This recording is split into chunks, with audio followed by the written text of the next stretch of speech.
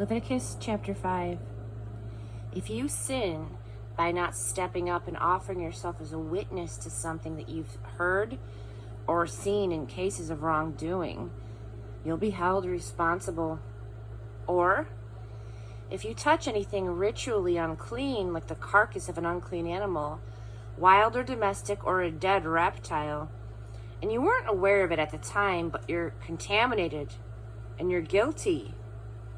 Or, if you touch human uncleanness, any sort of ritually contaminating uncleanness, and you're not aware of it at the time, but later you realize it, and you're guilty.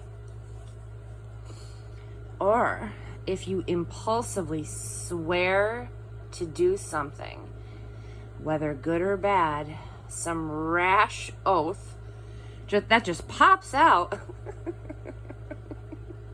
and you aren't aware of what you've done at the time, but later you come to realize it, and you're guilty in any of these cases. When you are guilty, immediately confess the sin that you've committed and bring it as your penalty to God for the sin that you've committed, a female lamb or goat from the flock for an absolution offering.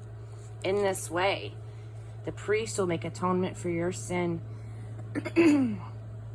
If you can't afford a lamb, bring as your penalty to God for the sin that you have committed 2 doves or 2 pigeons, one for the absolution offering and the other for the whole burnt offering.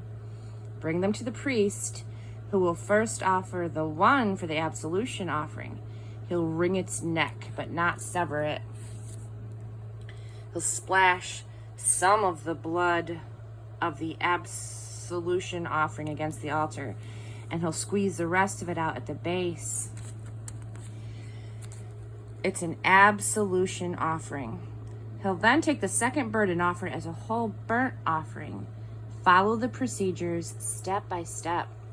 In this way, the priest will make atonement for your sin and you're forgiven. If you cannot afford the 2 doves or pigeons, bring 2 quarts of fine flour for your absolution offering. Don't put oil or incense on it. It's an absolution offering. Bring it to the priest.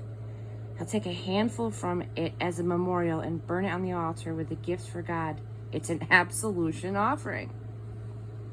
The priest will make atonement for you in any of these sins that you've committed, and you're forgiven.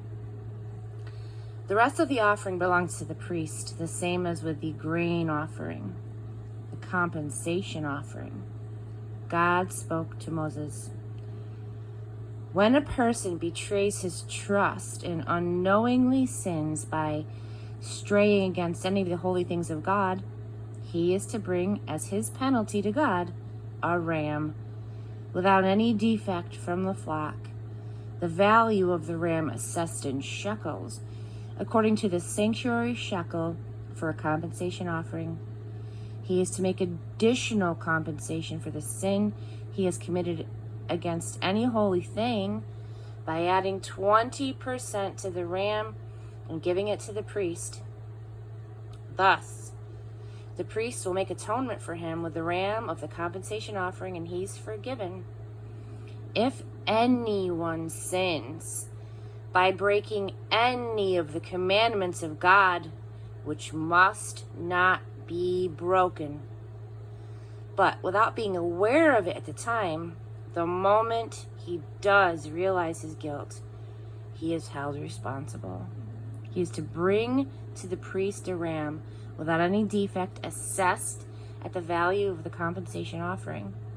Thus, the priest will make atonement for him for his error that he was unaware of, and he's forgiven.